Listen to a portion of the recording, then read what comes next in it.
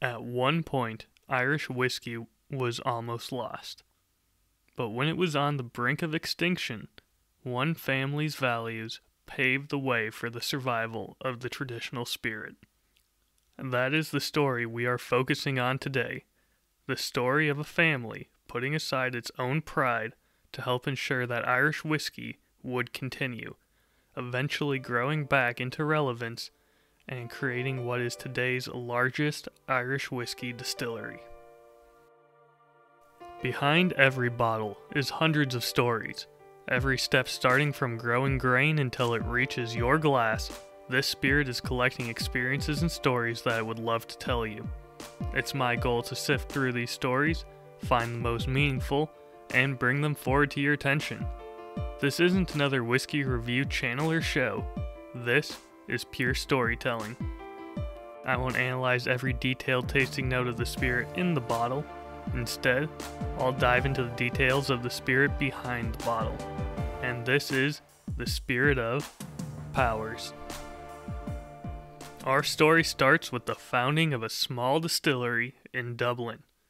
James Powers would open his distillery in 1791 within his public house, a sort of cross between a hotel and a tavern that would eventually be shortened to the word pub. In this time period, the Bill of Rights amending the U.S. Constitution has just been ratified, France is currently having another revolution, and Camembert cheese is reportedly created for the first time. James's decision to open the distillery was due to his frustration with the low quality of whiskey he had purchased for his inn. So, as a known perfectionist, he figured he would do it himself. True to his word, the distillery grew due to the consistent level of quality. In 1821, James would make his son John a partner and rename the brand to James Powers & Son. The small distillery now had 3 stills, but wasn't currently using them to full capacity. John continued to grow the brand and hold it to his father's high standard. Soon it was renamed again to John Powers & Son, and John's son, also named John, started to work for the distillery. While he was working the stills, he himself was being instilled with the same set of values of his grandfather when he had founded the distillery. The perfectionist view of quality, treating the farmers and the distillery workers with respect, and a love for Ireland and a want to do what's best for the country. These values continued to help grow the whiskey brand as well as John, who was now a well-respected man, and was awarded baronetcy of Etterman in County Wexford. By 1871, the distilling capacity was now at a staggering 900,000 gallons, and Powers even rivaled Jameson in size. Now seated on a 6-acre plot of land with 17 warehouses, they were said to be one of the most efficiently organized production facilities at the time, being so large that they even had their own fire department, a necessity for only the largest brands such as Guinness. To keep up with the staggering demand, the distillery was now home to 6 pot stills, 2 of which had 25,000 gallon capacities and remained 2 of the largest stills ever created. In 1886, the distillery made an unheard of decision that is now common practice. Wanting to adhere to his grandfather's reputation of quality, Powers would be the first Irish distillery to bottle their own whiskey, rather than sell it by the barrels to retailers. This ensured that their customers would be drinking the real quality, not something that had been watered down or mixed with other lesser quality spirits to stretch the product further. They would still sell by the cask if requested, but under the condition that the purchasers use a different label so as not to affect the reputation of the Powers label. 3 years later, they would once again break ground on a now common concept, a miniature bottle. The 71 milliliter bottle became known as Baby Powers. It came with a small corkscrew and allowed for people to try the whiskey without needing to purchase a full-sized bottle. They were also easier to carry around with you, as they fit nicely in a coat pocket, perfect for a quick celebration. The idea of perfect quality extended to the new label, not just the whiskey inside the bottle. The label itself had a shimmering gold in it, an effect that could only be produced by grinding bronze into flakes and mixing that into the paint. An expensive and laborious task, but one that made it clear to the public that Powers was a brand of unmatched quality and care. And John didn't stop at the whiskey. He understood the importance of the people behind the whiskey. In 1896, a large agricultural show was being held in Dublin. Powers knew that along with the grain farmers for his whiskey, 80 to 90% of Irish families were living off their own farms with little leftover produce to sell. So he chartered a train, which would then stop at 3 villages to fill it.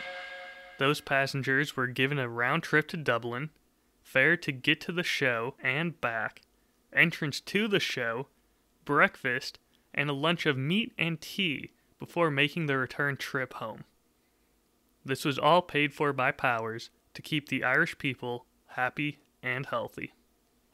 In the winter, when farmers and fishers could no longer work, he would employ them, even constructing a lodge to keep them warm and safe, rather than trying to make the sometimes dangerous trek between the distillery and their families, providing them with a laundry service twice a week, meals, and pay for the family. Unfortunately, the next 50 years were not kind to the Irish whiskey market. World War I, U.S. Prohibition, and a trade war between Ireland and Britain, all causing demand for Irish whiskey to plummet, resulting in distillery after distillery being forced to close their doors. By 1960, 26 of the 30 registered distilleries had closed. The 3 brands of note that were left were John Jameson and Sons, Cork Distilleries, and John Powers and Son, which was still in the family. Allegedly, the head of Powers called a meeting with the heads of Cork and Jameson. The 3 remaining heads of Irish whiskey, all in one room. I imagine tensions must have been high. They all knew that things weren't getting better. If Irish whiskey was going to survive this period, they would have to put aside their differences and work together. The 3 distilleries formed Irish Distillers Limited and would be consolidating under one roof in Middleton, creating the Middleton Distillery.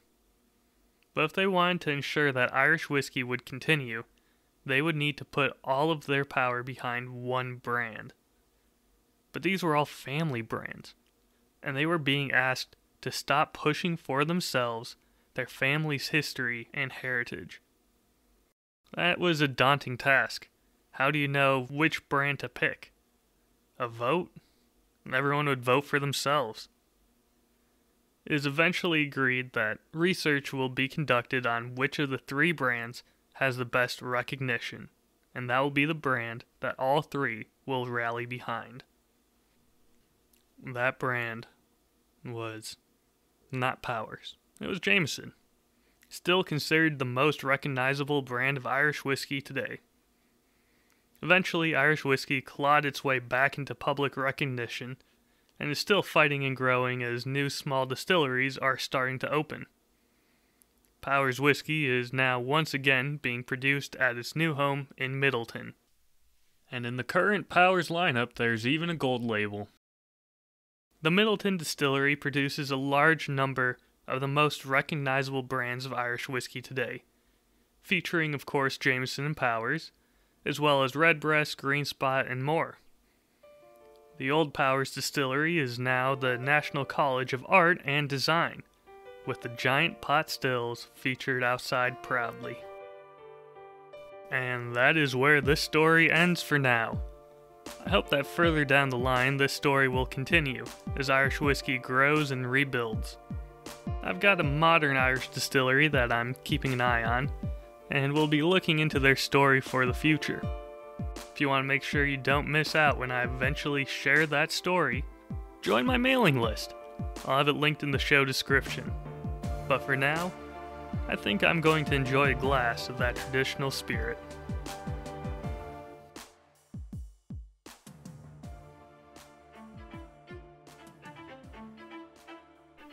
In the next episode of The Spirit of Vikings, we're talking about Vikings. And not just any, but a man who discovers a whole country and becomes a legend in his own time. There's the daring journey, the struggle for survival in the new land, ravens, and eventually, even whiskey. I'll see you there.